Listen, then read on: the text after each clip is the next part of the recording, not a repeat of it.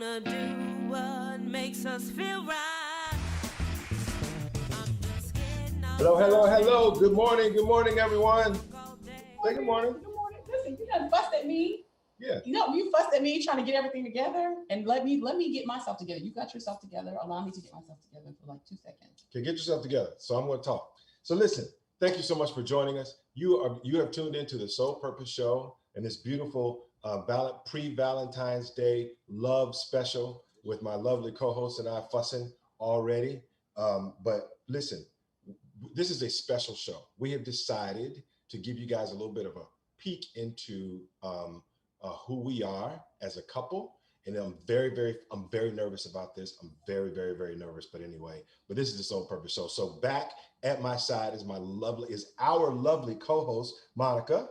Hello, everybody. Monica is getting herself together, but this is Soul Purpose Show, heard every week here on Facebook Live, YouTube, and In Touch News, where everybody is a star.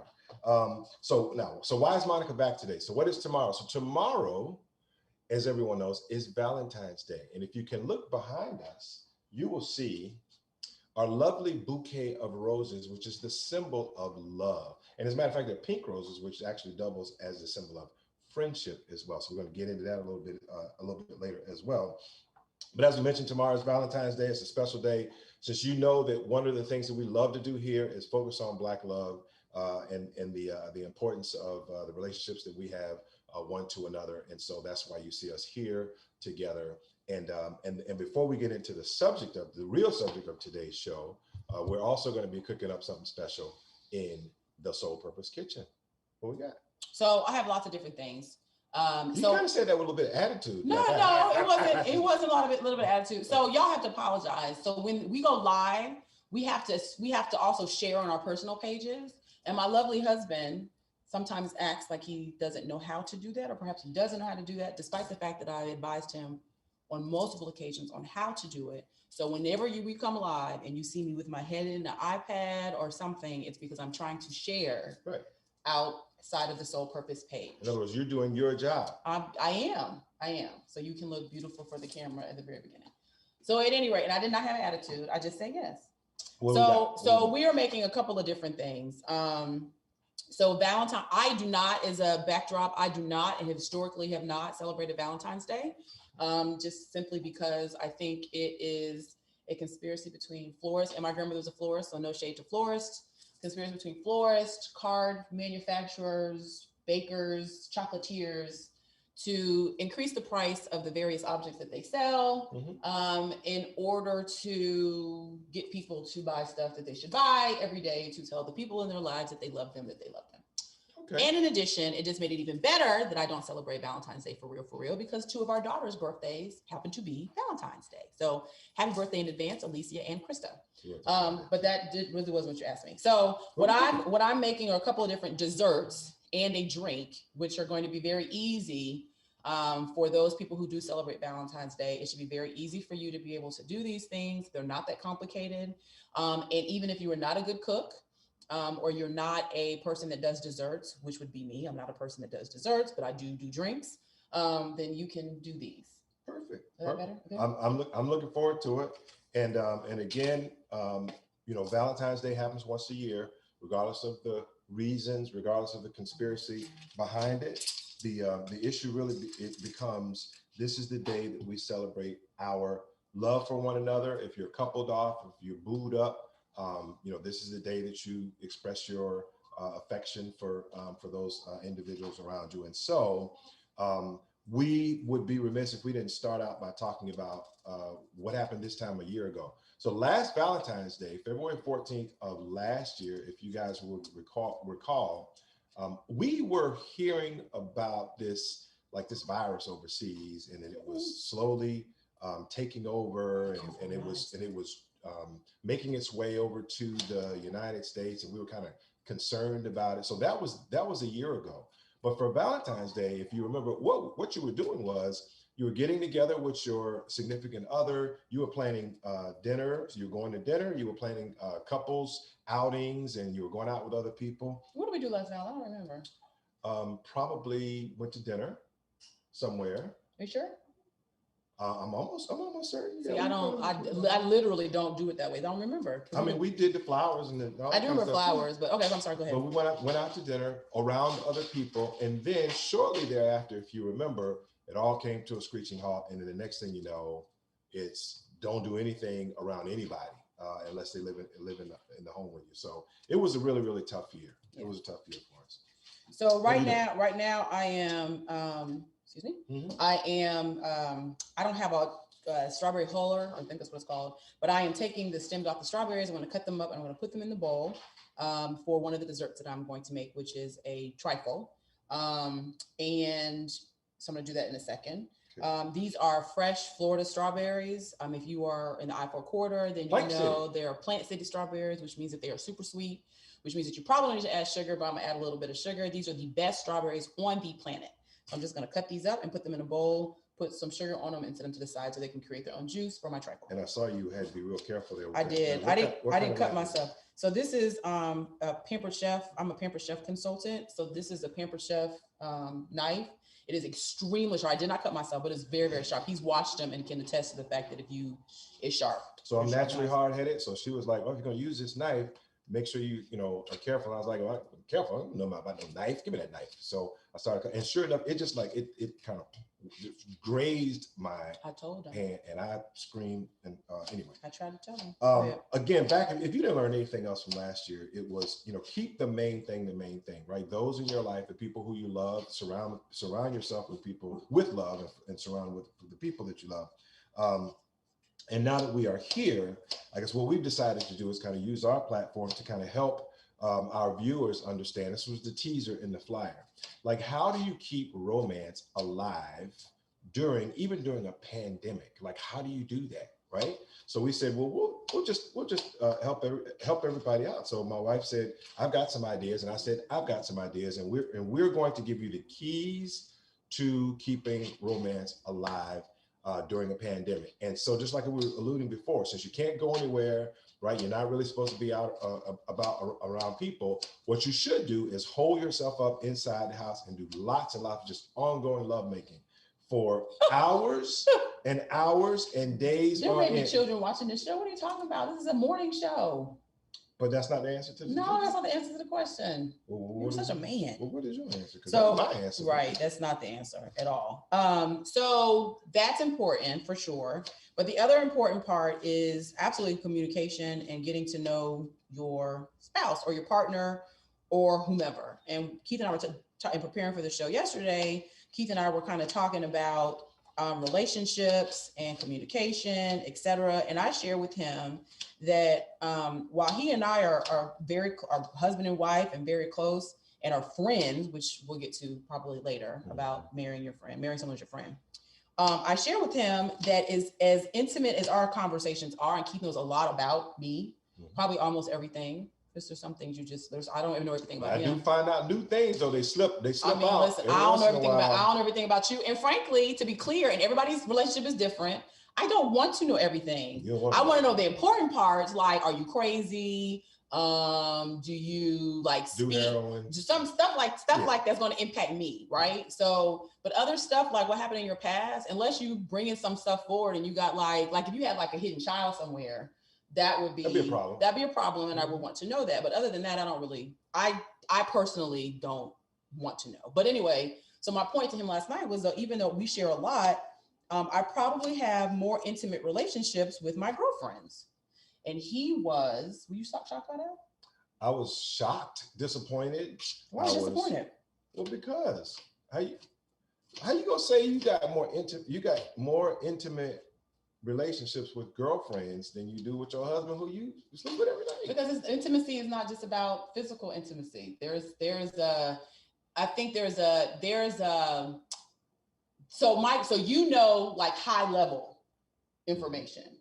So my girlfriends can know that same high level information, but they also know how I was feeling. They were probably present during whatever the situation and circumstance was. They may be able, there's empathy involved, not necessarily sympathy, whereas in certain situations that I've shared, you may be sympathetic, but you can't be empathetic because that's not what your experience was. So to me, intimacy is beyond just the physical intimacy. I think that's important.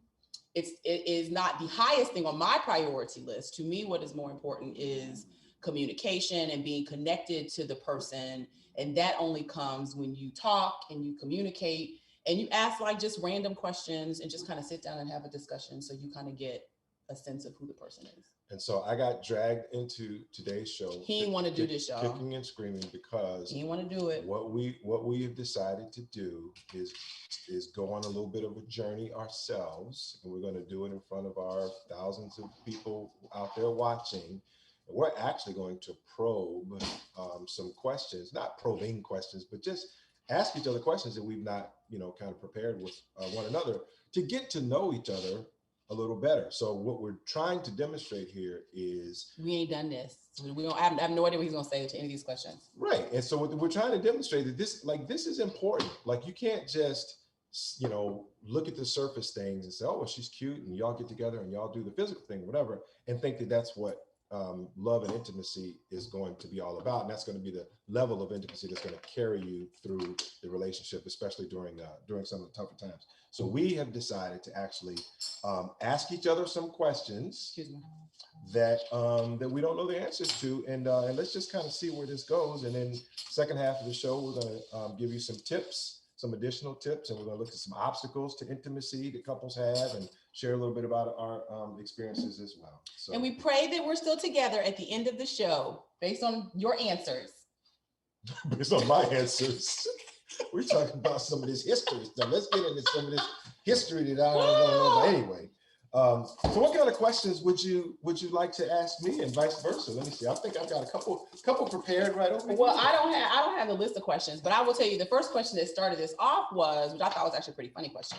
Those are you printed all the questions out? You printed these out. I know I printed out last night though, but there are other questions. But anyway, so one of the questions last night that we talked about, not last night, maybe 2 weeks ago, was our pet peeves, right? Because I think that's important, right? I recognize everybody has quirks, but there's certain things that are pet peeves of each of ours. And so some of them I kind of knew about his, but I don't know if you knew any of my pet peeves. Oh yeah. My napkin thing. Oh, so one of my big pet peeves. So I have a slight case of OCD. I don't like papers just randomly spread about, right? So like mail, Keith will go to, I don't check the mailbox. It's just all my bills are paid electronically. So I do not check the mailbox unless I'm anticipating something. So if you send me something and I ain't send you a thank you card just because I ain't check it till much later. So I apologize. But Keith will check the mail. He'll come in, he'll just drop it on the kitchen counter, right? He'll kind of go through the junk mail and toss the junk mail. And then the rest of the stuff that needs attention or whatever, he may open it. He may just sit it there just for future looks, but it will stay there, right? And it will just pile up. That irritates me. So what I did was I got this mail basket, and initially I put it in our home office, but I found that was not very effective because he would not then move. He wouldn't go directly to the office, and we spend time in there, but we're working, we're in there, we're not checking mail. So I moved the mail box to the kitchen. I wish I could see the kitchen to see they're on our pantry. I have hung, and I hate the way it looks because it's not attractive, but it is sitting on the pantry. It's not attractive. It's not attractive, but I have slots for people. Like the top slot is just miscellaneous stuff. The second slot is Keith. The third slot is the girls if they come. So that's kind of, that the girls get mail here. So those are the slots. Keith does not put any mail in the slots. Now, admittedly, the slots are full right now. So I have to go out and I have to kind of purge, but it's at least something to hold it. Do you think he uses it? No. You don't use it. So, and why don't you use the mail? So there's two things about me that probably would help give some context to this particular thing. One is I'm a hopeless procrastinator. So if I can get to it later, I'm probably just going to push it off to the side and get to it later. Sometimes, most of the time, sometimes I don't get to it. Sometimes I don't. Sometimes it just stays there. The other thing is I have really bad undiagnosed attention deficit disorder, which means I will get distracted very, very easily from things. So even if I'm giving it attention, there's a good possibility that I'm gonna be thinking about something else. I'm gonna move on to something else pretty quickly. So that's the reason why I leave it there. If I move it, then my attentions have been diverted from it. So I'll never go back to it because it's out of sight, out of mind. So if it's in a slot somewhere, or stacked up in the office somewhere, it's probably just going to be. It's probably just going to be. It's forgotten. going to stay there. It's going to stay there forever. Forever and ever. So those are the kind of things that, it's important for you to know your mate. It's important for you to know your spouse. A lot of times you don't learn those things unless you live together. So I did not know about Keith's undiagnosed ADD. Neither did I. Till we got married. Until I was 50 years old. And I noticed when we were dating, he would be kind of forgetful, but I was like, oh, he just has a lot going on. Like, you're daughter of 3 girls and working, and you just have a lot of stuff going on. So you just forget. So I just be, don't forget this, don't forget this. And I thought it was really cute when he put everything in his phone, like in your calendar. So will. Everything in his phone. All reminders, everything. And reminders like, don't forget to, pick up your medicine from the. Right. So I thought it was a cute quirk. Mm-hmm. Then we got married and then we had a child. Keith literally, I'll say Keith do something like right now, Keith would walk to our bedroom, see something else, get completely distracted and completely forget what it was I just asked him to do like 5 minutes later. So like from taking out the trash, I have to remind Keith to take out the trash because I don't take out the trash. I didn't grow up taking out the trash. I don't take out the trash. So I don't take out the trash. So my husband takes out the trash. Keith will come back in, empty all the trash cans and forget to put a garbage bag in the garbage can every single time. I suggested as a means to address that, just put garbage bags in the bottom of the garbage can. Mm-hmm. So then you don't forget. He didn't want to do that. So that was just a fight I wasn't willing to fight because I don't take out the trash. So that is he's forgetful. Okay. So what was your pet peeve that you gave with mine? Well, yours was the refrigerator, and we're not even gonna get into it. So they were on the refrigerator, and she talks about she's what are you OCD, whatever it is that you are, except for the refrigerator, because you got magnets on the refrigerator. So on the magnets on the refrigerator, she has anything that could possibly be stuck to a refrigerator.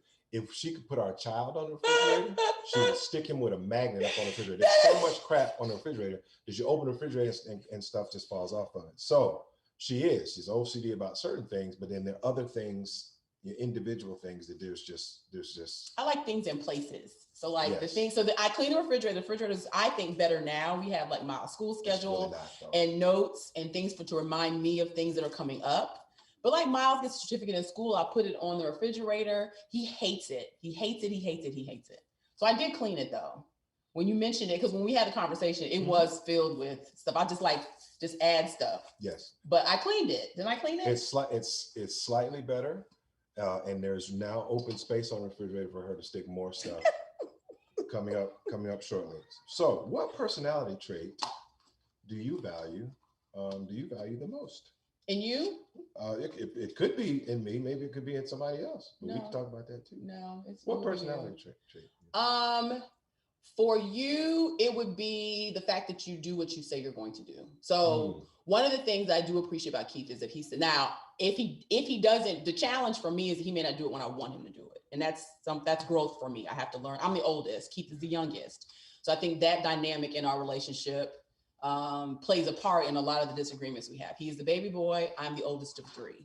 And there's a 5-year age difference between you and your brother. Yes. So he's the youngest and was kind of technically raised the youngest child. Only child, because his brother went off to college and you were at home for a while by yourself.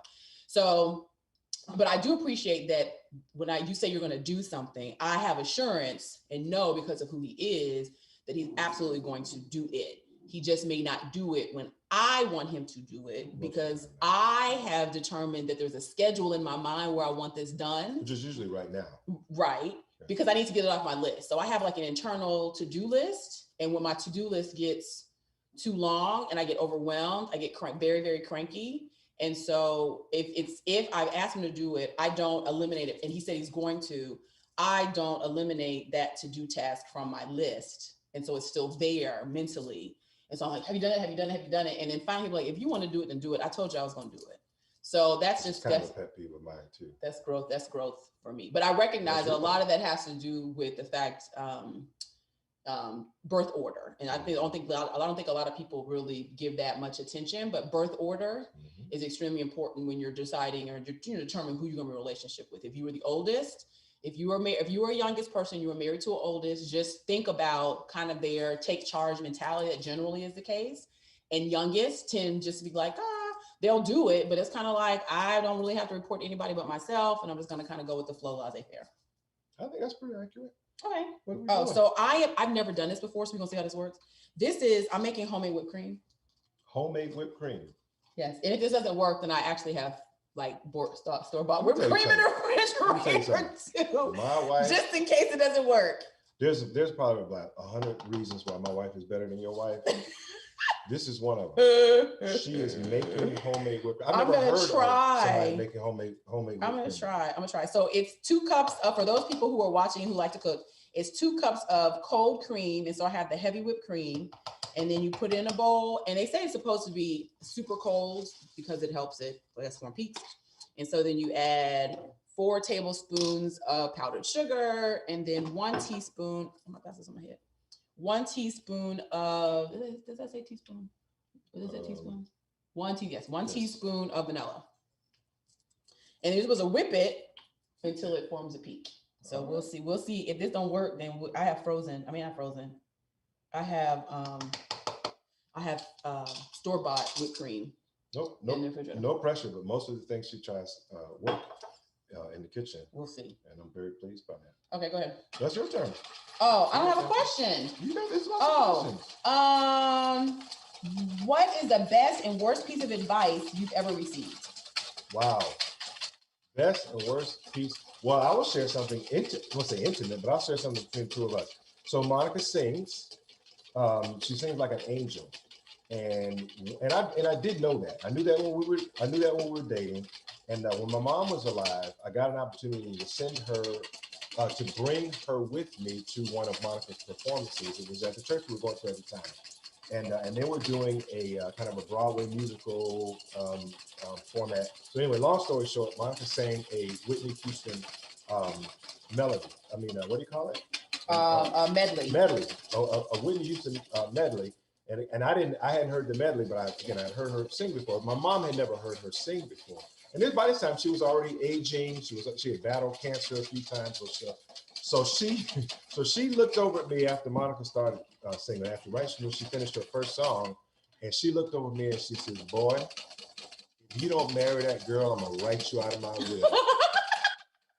And my mom, she would joke a lot, but sometimes she would say things and not really be smiling, not really be telling the joke. This is gonna take a long time. I have to go get an electric mixer. Keep going. That's gonna take forever. Sorry. So I will tell you that that stuck with me because she was serious about that thing. And I think she had also by that time got to know Monica's character and who she was and her personality and everything else. But I think the singing thing really just kind of took it over the top for her. And obviously fast forward to however long it was, a year or so later, I made good on that promise. So that advice was probably one of the best pieces of advice that anyone has ever given me. Well, that's very nice. I'm thankful. Miss you, Mama Ethel. Okay, I hope this doesn't fall off. Okay, now it's your turn. Okay. I don't even know what the worst piece of advice. Oh, is that says best and? Best, you asked me best and worst. So okay, best and. I wasn't say or. The worst piece of advice that somebody has ever given me. I will have to think about that one because I'm not exactly sure. I know what the best advice is though. Anyway. This not working. Okay, keep going. So it's your time for a question. Okay.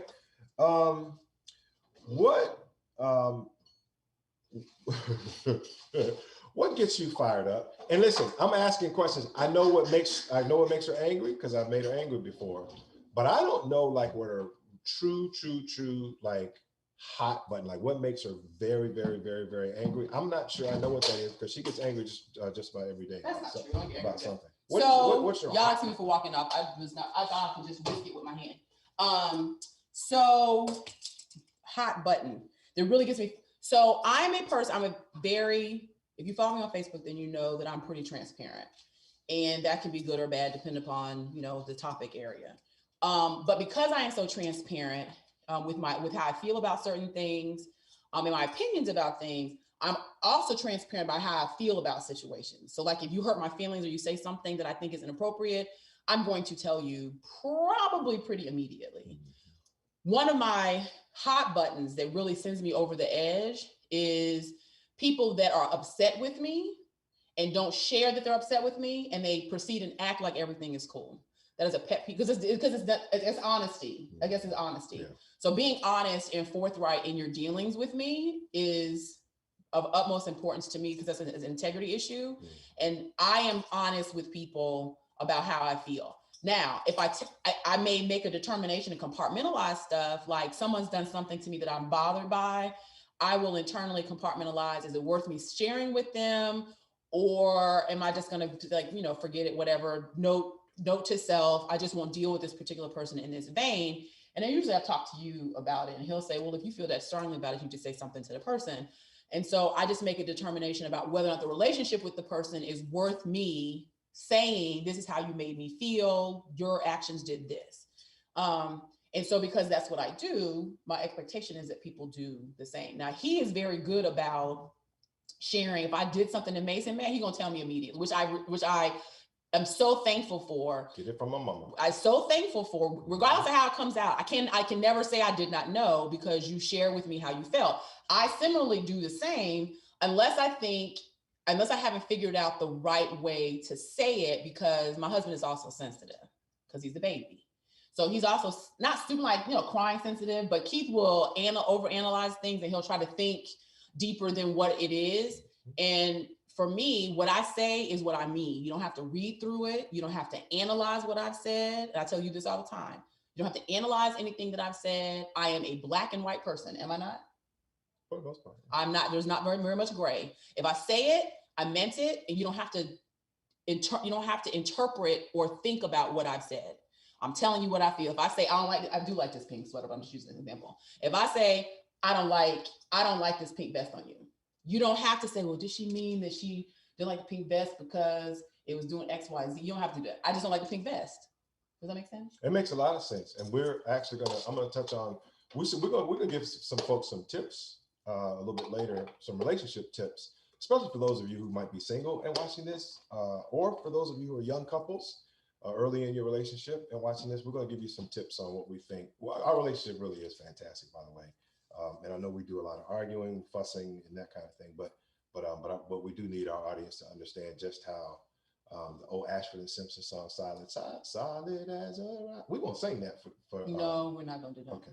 Anyway, I do think that you are black and white. I do think that honesty is important to you, and one of the things that I have shared with my wife through the years is I agreed to be honest, and I agreed to bring how I feel, and her responsibility, the other person's responsibility, is to create a safe space for the partner to do that. So if I say, honestly, I don't like this apron, and you start screaming and hollering and doing whatever, then it's going to shut down my ability to be honest. That's true. So, and I do that sometimes, depending upon what it is. Now, I will say that I don't like, Keith usually does not like my hair selections. He does actually like, this is a weave. He actually does like this. But you don't like short hair. You don't like me in short hair. And he's been very clear about that, which I respect. I'm not going to change, because I'm not going to change. I do what I want. It's my hair. I'm going to do what I want. And he's heard this. We've had this conversation. So I like short hair on me. He does not like short hair on me. He prefers me with long hair. He was not very happy when my hair actually grew this length, and I cut it. And I cut it because it was easier for me to do my hair short. It's just a better look for me. I like it better. I think it's more chic when my hair is short. He prefers it in long. So. Well, we're almost to our break. Do you want to wait to do that? I'm going to do this during the break, because it's going to be loud. Okay. So I think, listen, what I'm most excited about is, in addition to us kind of asking questions, getting to know one another, it is Valentine's Day, and we do need to take, if you didn't learn anything in 2020, it's you need to value the people who are close to you, the people who you love. We went through a period where we couldn't even see our family members, our own family members, if they didn't live in the house with us, and we're still in that place. So that's why I think this is very, very, very special. So listen, when we come out of break, I'm finished. The desserts are not hard, okay. And the drink is real easy, so everything will fly by. And I'm going to take the dog out, because I think the dog has to go pee. And we're going to deal with some of the obstacles to intimacy in relationships. I also want to shout out the book, The 5 Love Languages. Stay tuned. We got more for you when we return after our break. We're on In Touch Radio. Be back.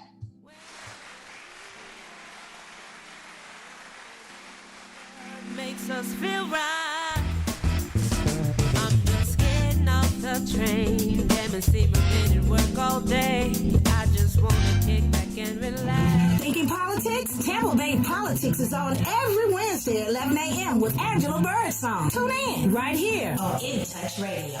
It may be hard to believe, but people just like you are already saving money. FeedThePig.org makes it easy. Their simple savings plan teaches you how to start saving without going overboard, so you don't need to start foraging wild berries. I was skeptical, but these are actually pretty good.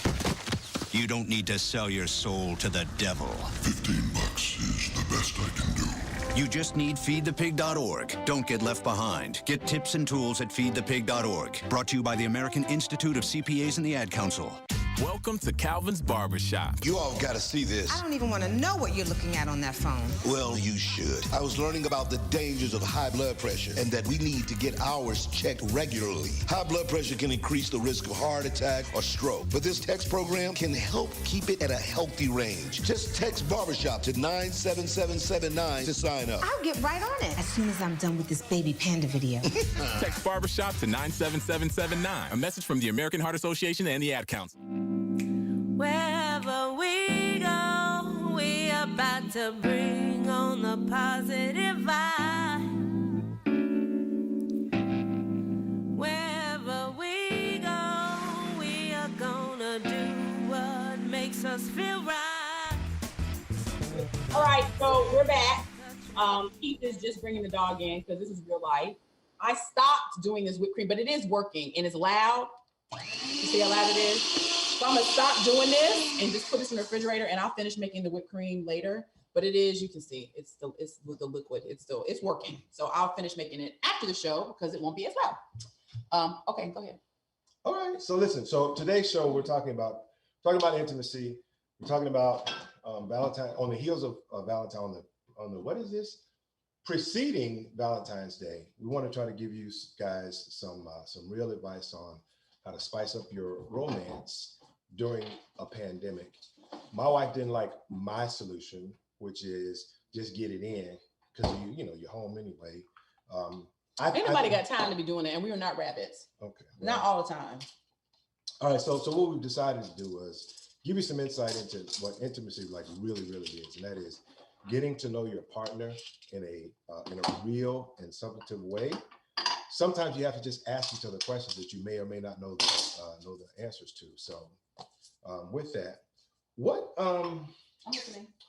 do you spend your time thinking about the most? Preoccupies your mind. That's a really good question. Preoccupying my mind the most right now, to be perfectly honest with you, is ensuring the health and safety of my family. So that probably, in the current situation, has probably preoccupied most of my time. We are older parents, and so focusing on ensuring that we stay healthy. I like to eat, but I got to exercise too, and ensuring we stay healthy so we can be around to see Miles graduate from high school and college. So ensuring the safety, health, and safety of my family probably preoccupies, and then ensuring that I have free time to be with Miles. So we're a working parent household, both parents worked.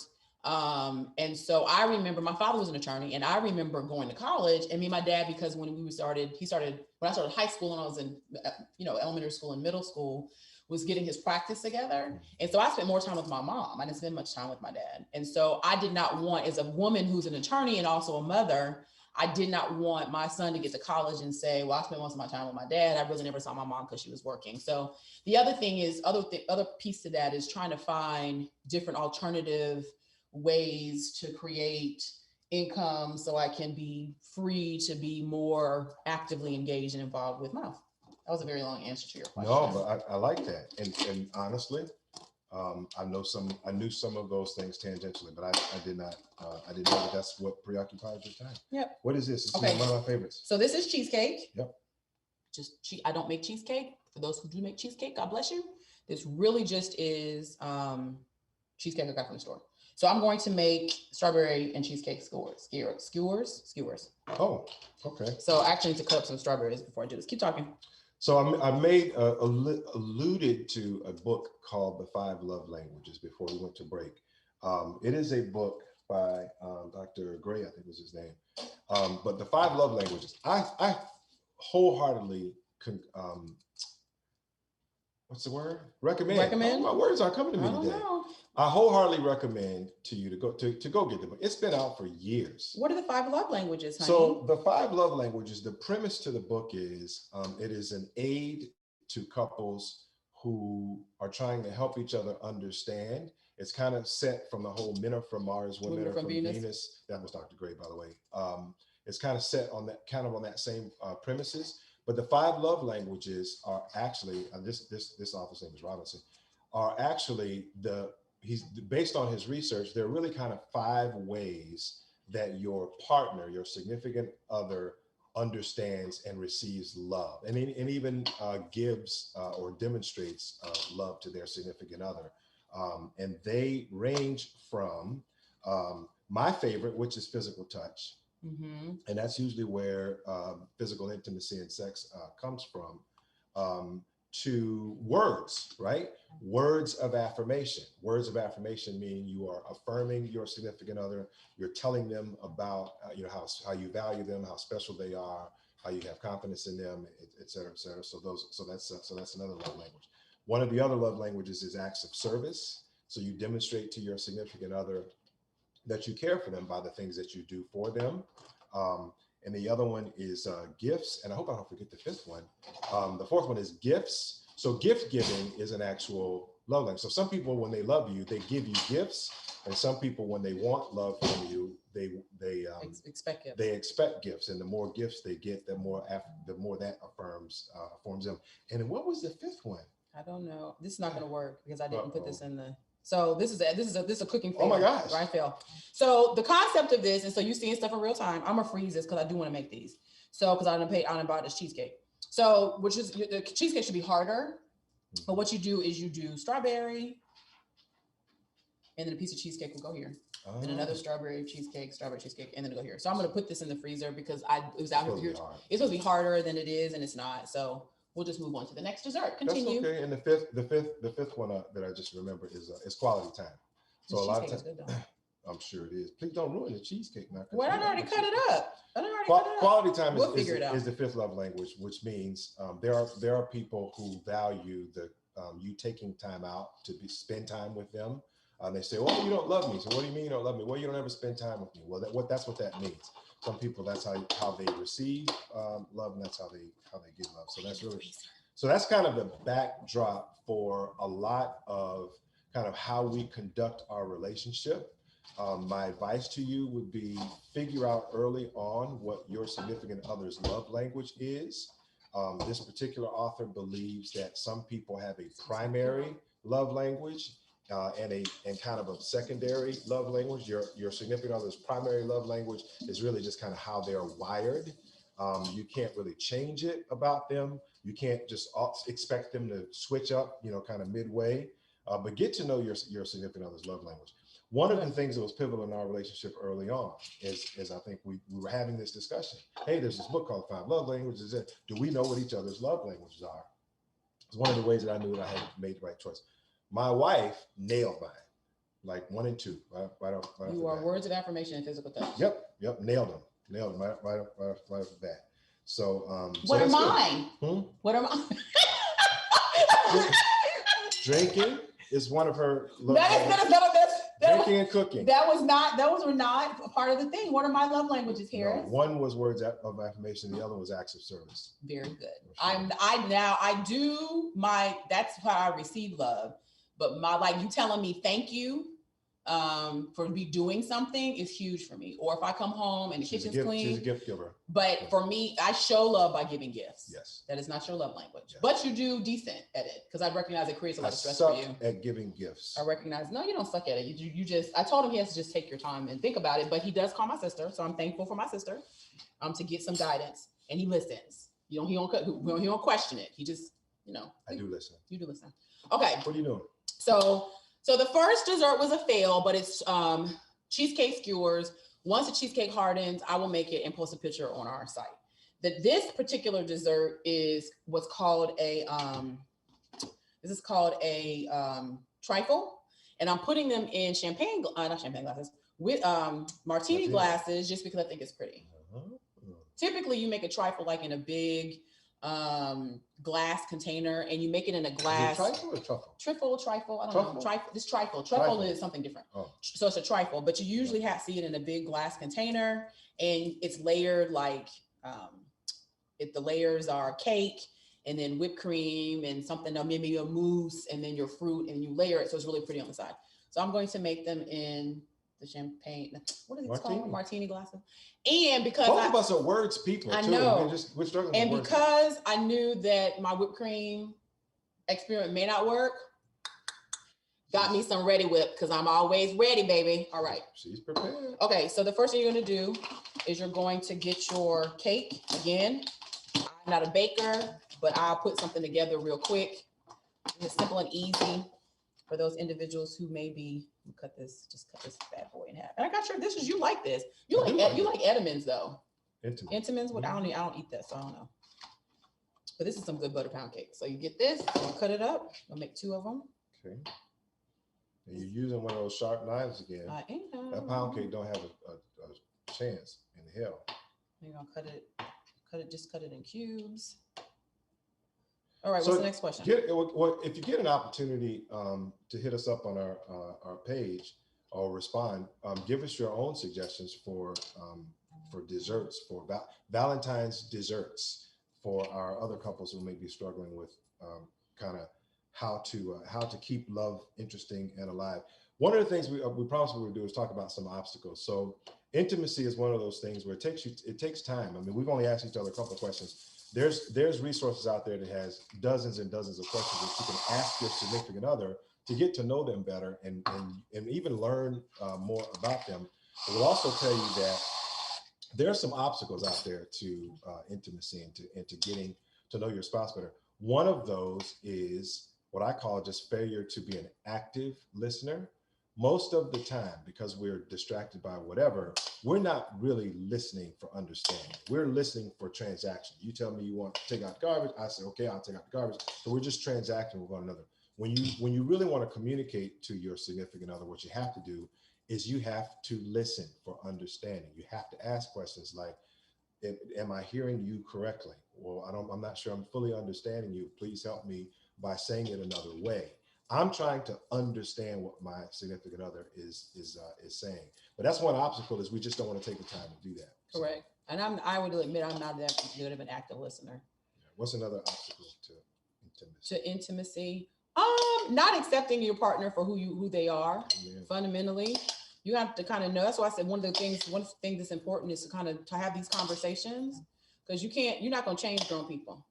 Now, that being said, you also don't want to do things that, obviously intentionally irritate your partner, but the people at their core character issues, you're not going to change. And so that's why you have to that's why I said at the very beginning, you need to be friends with your significant other first, because I think that makes a world of difference. Okay, so.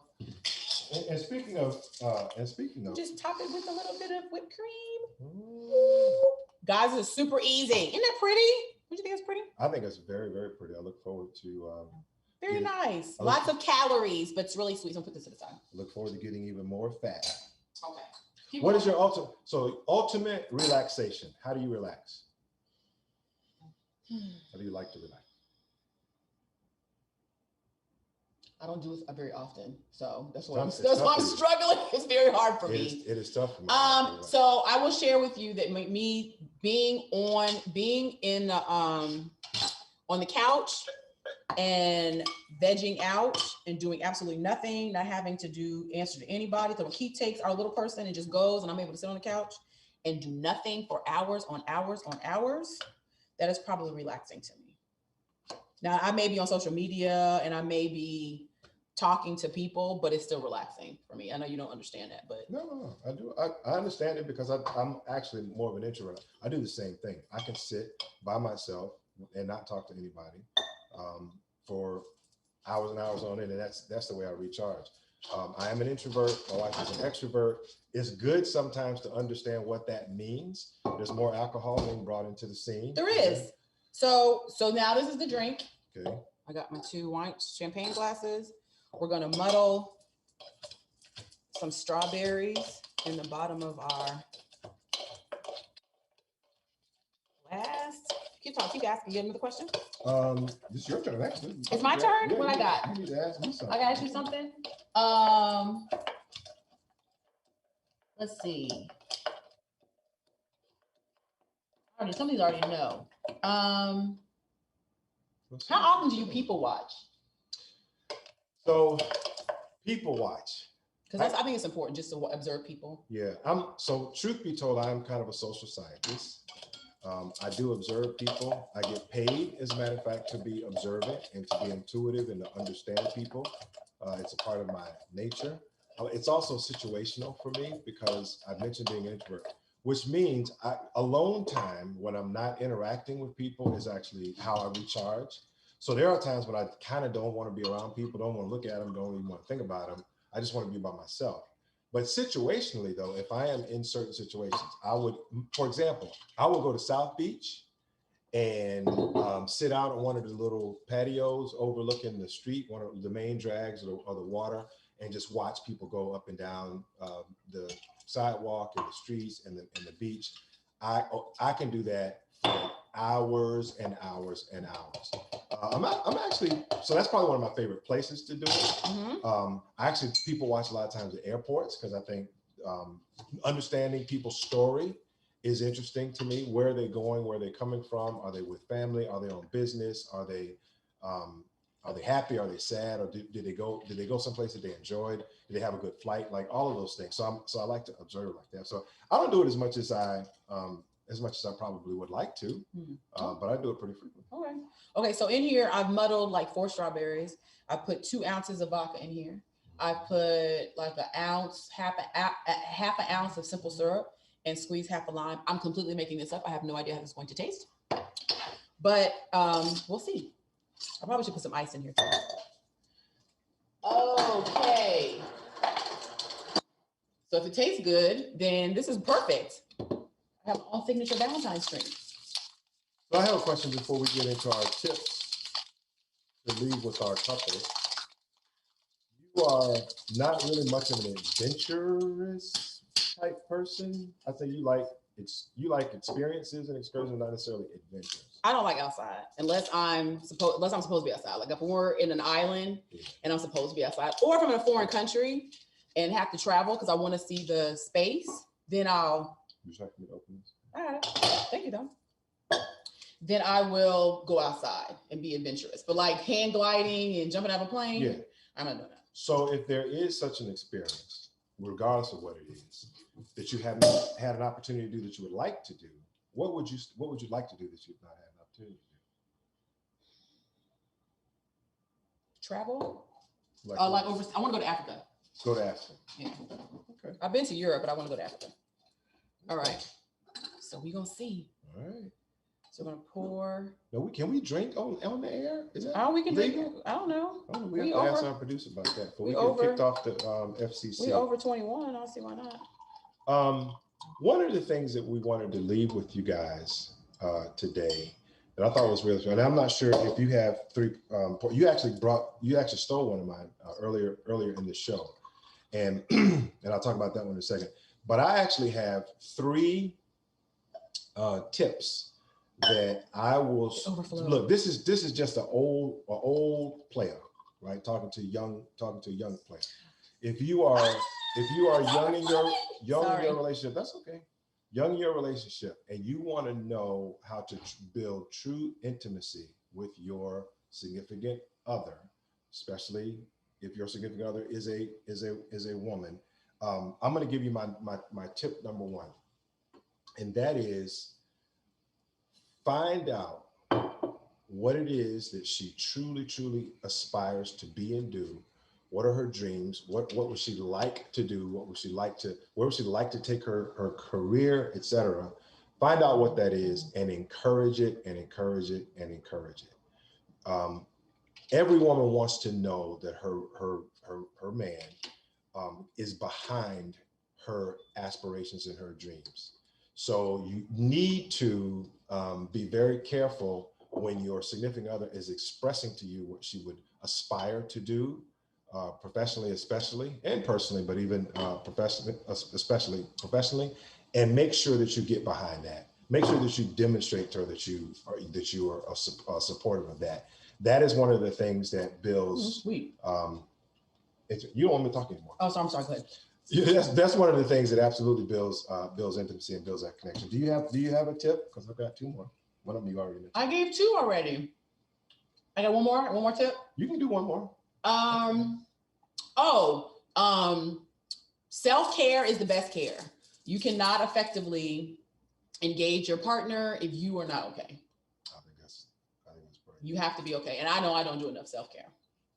It's important because when you're with your partner, you're supposed to, and I'm really trying to touch on some of these 5 love languages, and not because I'm trying to, publicize the book or get some. Because we ain't getting no money from him. But it is what I found is most of what that book talks about is steeped in just reality. Over time, what you figure out in the relationship is just how significant some of that stuff is if you truly practice it. Mm-hmm. Like words of affirmation. Like I truly believe that my wife can be whatever she wants. I believe she can be a chef if that's what she wants to be. I believe she can be a partner of a law firm if that's what she wants to be. I also believe that she can be an author, a speaker, you name it, a consultant. And I will say that I don't know if guys, so what he's saying is absolutely accurate. I think it's important that you are your partner's biggest cheerleader. I don't think anybody that knows me will say that I won't. Now I will be critical of him to him. And I may fuss and complain to my sister about something stupid that I think he's done. But I don't think anybody would ever say that they've ever heard me badmouth my husband in the street. I wouldn't do that. I ride for him. And if you know me, then you've seen me in spaces where I've strongly defended him with not so nice language, just because that's how I'm built. I don't do that. And I will say that even with previous relationships, Keith is absolutely my biggest cheerleader. Is it good?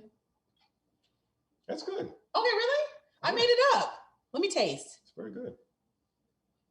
What toast? Oh, that's very good. Okay, good. So anyway, I am my husband's he's my biggest cheerleader. And I appreciate that because you don't always get that. So you have I've never felt that Keith was in competition. I have a very big personality. And everybody can't handle that. But I think that Keith is able to manage that very well without him feeling like it's threatening to him being a man. So I think people have this perception of me publicly that's very, very different than how I am at home. I still am able to, you don't agree with that? No, I think we do. I think you do compete with me at home a lot because I'm right at home. Because I think you're naturally competitive. So we do see some of that behind closed doors. I also believe wholeheartedly that anything that you stay on me about here in the house stays in this house. So I think you push me a lot behind closed doors, but publicly, I don't think you've ever went on Facebook and said something about I want my husband to be more this or more compassionate or more whatever. So I think that's hugely important is be your spouse's biggest cheerleader, but be their biggest public supporter as well, because we live in a social media age. Don't put your business in the street, because just as sure as you're putting your business in the street, there is someone else in the grass waiting to slither on out and say whatever it is that needs to be said that you vented about. So whatever the weakness is that you all have, whatever the weakness is that you have shared in your relationship, understand that there is someone else out there that is listening to that weakness and is going to come in and address the weakness that you said was a weakness in order to get your other person. It was a great poet, Sir Mix-a-Lot, who said, and I pull up quick to get with him. That's kind of what he was saying. He said it. Don't look at me like that. He said that.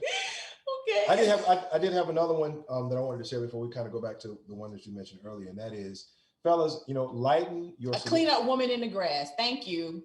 Thank you, Anna. A clean out woman, man in the grass is exactly what it is. Betty Wright told y'all, don't be no clean out woman. See, you quoting Betty Wright, I quoted Sir Mix-a-Lot. What's the Okay, difference? you're right. Go ahead. So listen, fellas, lighten your significant other's load, lighten their load. I know acts of service is a love language, but acts of service notwithstanding, there are some spouses, especially women, who just naturally do a lot of things at the same time. They will care for kids. They will cook in the kitchen. They will make love to you, and also, have to go to work. And so they're always juggling all of these things. So I don't care whether she sees it as a formal act of service or not. Figure out ways to lighten your significant other's load. Figure out ways to, even if it's random, even if it's not consistent, figure out ways to just take something off of her plate.